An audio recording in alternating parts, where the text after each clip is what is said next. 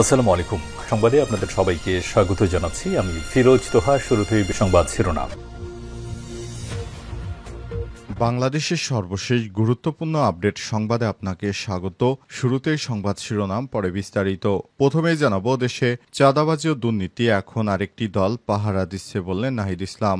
জাতীয় নাগরিক পার্টি এনসিপির আহ্বায়ক নাহিদ ইসলাম বলেছেন, আগে একটি দল চাঁদাবাজ, দুর্নীতিবাজ ও সন্ত্রাসীদের পাহারা দিত, এখন সিস্টেম ও চাঁদাবাজি, এখন আরেকটি দল টিকে রেখেছে। আমরা স্পষ্ট বলেছিলাম, শুধু শেখ হাসিনার পতন নয়, এই দুর্নীতি ও মাফিয়ার পতন চেয়েছি। আজ বেলা 2টার দিকে পটুয়াখালী শহরের সার্কিট হাউস চত্বরে আয়োজিত এনসিপির পথসভায় নাহিদ ইসলাম এই কথা বলেছেন। এর আগে বেলা 11টার দিকে পদযাত্রা শহরের অধিকাংশ সড়ক প্রদক্ষিণ করে। সমাবেশে অন্যদের মধ্যে উপস্থিত ছিলেন এনসিপি জ্যেষ্ঠ যুগ্ম আহ্বায়ক সামান্তা শারমিন, জ্যেষ্ঠ যুগ্ম সদস্য সচিব তাসনিম জারা, যুগ্ম আহ্বায়ক মুজাহিদ শাহিন, পটুয়াখালী জেলা এনসিপির প্রধান সমন্বয়কারী জহিরুল ইসলাম প্রমুখ। অনুষ্ঠান সঞ্চালনা করেন মুখ্য সমন্বয়ক উত্তরাঞ্চল সারজিস আলম। জানাবো, গাজায় মোট মৃত 58,000 ছাড়ালো। ইহুদিবাদী ইসরায়েলি বাহিনীর ভয়াবহ বিমান হামলায় অন্তত 95 জন ফিলিস্তিনি নতুন করে নিহত হয়েছে। আজ গাজা সিটির একটি বাজারে হামলায় এই ঘটনা ঘটে। ফিলিস্তিনের স্বাস্থ্য মন্ত্রণালয়ের বরাতেই তথ্য জানিয়েছে আল জাজিরা। এ পর্যন্ত ইহুদিবাদী ইসরায়েলের বিমান এবং স্থলবাহিনীর হামলায় 58,000 নিরীহ ফিলিস্তিনি নিহত হয়েছে, আর আহত হয়েছে 1,38,500 জন। তবে ইহুদিবাদী ইসরায়েল স্বীকার করেছে, তাদের হামলায় এ পর্যন্ত 1 লক্ষের উপরে মানুষ মারা গেছে। এরপর জানাবো, ইসরায়েলের বিরুদ্ধে ব্যবস্থা নিল ইরাক। মধ্যপ্রাচ্যের মানচিত্র থেকে চিরশত্রু ইরানকে নিশ্চিহ্ন করে দিতে চেয়েছিল ইসরায়েল। এই লক্ষ্যেই আমেরিকার গ্রিন সিগন্যাল পেয়ে তারা ইরানে হামলা চালায়। তবে ইরাকের মাটি ব্যবহার করে ইরানে হামলা চালানোয় এবার ইহুদিবাদী ইসরায়েলের বিরুদ্ধে ব্যবস্থা নিচ্ছে ইরাক। এ বিষয়ে গুরুত্বপূর্ণ সংবাদ জানাবো, সঙ্গেই থাকুন। এদিকে ইসরায়েলের বিরুদ্ধে দাঁড়াচ্ছে 23 দেশের জোট, যোগ দিল বাংলাদেশও। ইসরায়েলের বিরুদ্ধে শক্ত পদক্ষেপ নিতে জোটবদ্ধ হচ্ছে 23টি দেশ। সর্বশেষ এই জোটের সঙ্গে যোগ দিয়েছে বাংলাদেশ, স্পেন ও আয়ারল্যান্ড। আন্তর্জাতিক আইন লঙ্ঘনের দায়ে ইসরায়েলের বিরুদ্ধে শক্ত পদক্ষেপ গ্রহণ করতে আগামী সপ্তাহে কলম্বিয়ার রাজধানী বোগোটাতে এই জোটের বৈঠকে বসতে চলেছে। জানাবো, যুক্তরাষ্ট্রে আবারও ভয়াবহ দাবানল। যুক্তরাষ্ট্রের অ্যারিজোনায় ছড়িয়ে পড়েছে ভয়াবহ দাবানল। এতে 96 বছর বয়সী পুরনো ঐতিহাসিক গ্র্যান্ড ক্যানিয়ন লস সম্পূর্ণভাবে পুড়ে গেছে। এছাড়াও দাবানলে ধ্বংস হয়ে গেছে আরও অন্তত 50 থেকে 80টি অবকাঠামো। দেশটির ন্যাশনাল পার্ক সার্ভিস এনপিএস বিষয়টি নিশ্চিত করেছে। চাঁদাবাজি ও দুর্নীতি এখন আরেকটি দল পাহারা দিচ্ছে বললেন নাহিদ ইসলাম। জাতীয় নাগরিক পার্টি এনসিপির আহ্বায়ক নাহিদ ইসলাম বলেছেন, আগে একটি দল চাঁদাবাজ, দুর্নীতিবাজ ও সন্ত্রাসীদের পাহারা দিত, এখন সিস্টেম ও চাঁদাবাজি, এখন আরেকটি দল টিকে রেখেছে। আমরা স্পষ্ট বলেছিলাম, শুধু শেখ হাসিনার পতন নয়, এই দুর্নীতি ও মাফিয়ার পতন চেয়েছি। আজ বেলা 2টার দিকে পটুয়াখালী শহরের সার্কিট হাউস চত্বরে আয়োজিত এনসিপির পথসভায় নাহিদ ইসলাম এই কথা বলেছেন। এর আগে বেলা 11টার দিকে পদযাত্রা শহরের অধিকাংশ সড়ক প্রদক্ষিণ করে। সমাবেশে অন্যদের মধ্যে উপস্থিত ছিলেন এনসিপি জ্যেষ্ঠ যুগ্ম আহ্বায়ক সামান্তা শারমিন, জ্যেষ্ঠ যুগ্ম সদস্য সচিব তাসনিম জারা, যুগ্ম আহ্বায়ক মুজাহিদ শাহিন, পটুয়াখালী জেলা এনসিপির প্রধান সমন্বয়কারী জহিরুল ইসলাম প্রমুখ। অনুষ্ঠান সঞ্চালনা করেন মুখ্য সমন্বয়ক উত্তরাঞ্চল সারজিস আলম।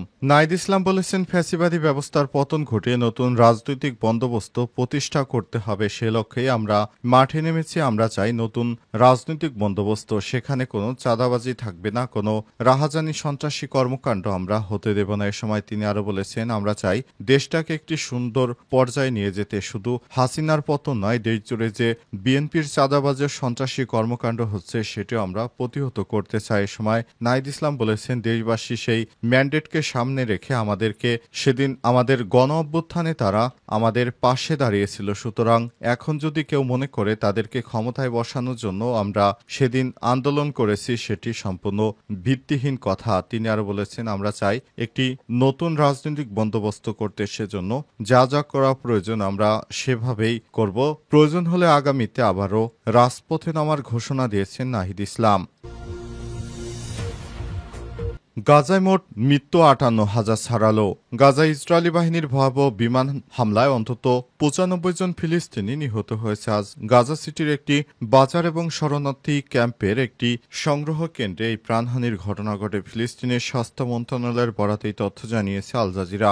গাজা স্বাস্থ্য মন্ত্রণালয় জানিয়েছে, হামলায় মোট মৃতের সংখ্যা বেড়ে দাঁড়িয়েছে 58,026 জনে, যার অর্ধেকের বেশি নারী এবং শিশু। আহত হয়েছে আরও অন্তত 1,38,500 জন। গাজা সিটির বাজারে ইসরায়েলি হামলায় নিহত হয়েছে অন্তত 17 জন। নিহতদের মধ্যে আছে খ্যাতনামা চিকিৎসক আহমেদ কান্দিল। অন্যদিকে নুসেইরাতে পানি সংগ্রহের লাইনে দাঁড়িয়ে থাকা শিশুদের উপর চালানো হামলায় কমপক্ষে 10 জন নিহত এবং 17 জন আহত হয়েছে। ইসরায়েলি বাহিনী দাবি করেছে নুসাইরাতের লক্ষ্য ছিল একজন যোদ্ধা, তবে প্রযুক্তিগত ত্রুটির কারণে হামলা লক্ষ্য ভ্রষ্ট হয়েছে। তবে এই দাবি স্বতন্ত্রভাবেই যাচাই করা সম্ভব হয়নি। গাজায় চলমান ইসরায়েলি অবরোধের কারণে জ্বালানি সরবরাহ বন্ধ হয়ে গেছে, ফলে ডেসালিনেশন প্লান্ট ও পানির শোধনাগারগুলো বন্ধ হয়ে গেছে। বহু বাসিন্দা এখনও হাঁটাহাঁটি করে সীমিত পানি সংগ্রহের চেষ্টা করছে।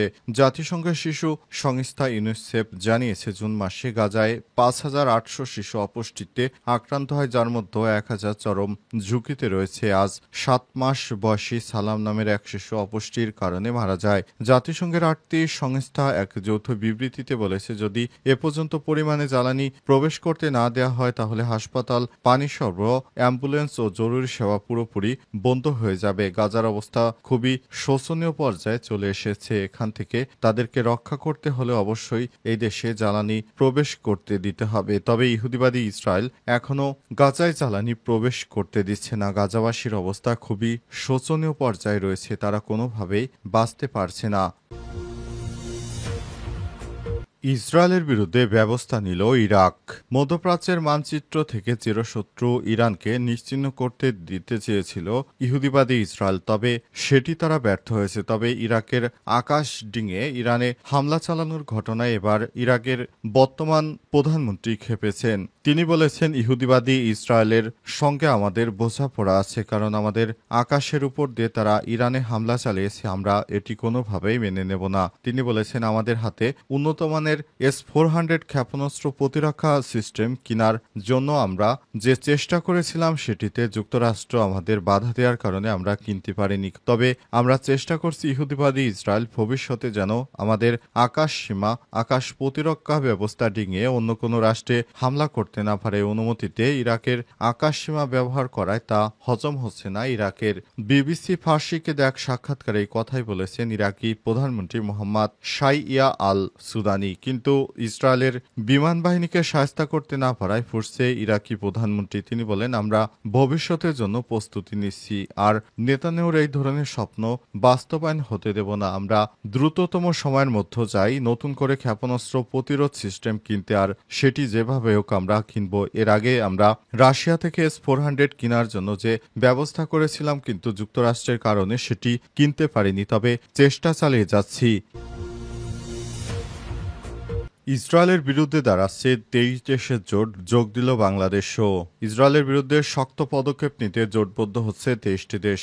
সর্বশেষ সেই জোটের সঙ্গে যোগ দিয়েছে বাংলাদেশ, স্পেন ও আয়ারল্যান্ড। আন্তর্জাতিক আইন লঙ্ঘনে দায়ী ইসরায়েলের বিরুদ্ধে শক্ত পদক্ষেপ গ্রহণ করতে আগামী সপ্তাহে কলম্বিয়ার রাজধানী বোগোটাতে এই জোট বৈঠকে বসতে চলেছে। বাংলাদেশ মিডল ইস্ট আই জানিয়েছে, আগামী 15 থেকে 16 জুলাই এই জরুরি বৈঠক অনুষ্ঠিত হবে। কলম্বিয়া ও দক্ষিণ আফ্রিকা যৌথভাবে এই সম্মেলনের আয়োজন করছে। এতে ইসরায়েলের ও তার মিত্রদের বিরুদ্ধে কূটনৈতিক ও আইনিভাবে কি ধরনের পদক্ষেপ নেওয়া যায় তার পথ খুঁজে বের করা হবে। দক্ষিণ আফ্রিকার আন্তর্জাতিক সম্পর্ক বিষয়ক মন্ত্রী রোনাল্ড লামোলা এক সাক্ষাৎকারে বলেছেন, গত জানুয়ারিতে আমরা হেগ গ্রুপ গঠন করেছি। আন্তর্জাতিক আইন নিয়ে বৈশ্বিক সচেতনতা বৃদ্ধি করাই আমাদের মূল উদ্দেশ্য ছিল। এবার বোগাটা সম্মেলনেও আমরা একই লক্ষ্য নিয়ে এগোচ্ছি। তিনি আরো বলেছেন, আমরা এই বার্তা দিতে যাই, কোনো আন্তর্জাতিক আইনের ঊর্ধ্বে নয়, কোনো অপরাধেরই জবাব ছাড়া থাকতে পারে না। উল্লেখ্য, 2023 সালের অক্টোবরে গাজায় ইসরায়েলি অভিযানের পর থেকে এখন পর্যন্ত 57,000-এর বেশি ফিলিস্তিনি নিহত হয়েছে।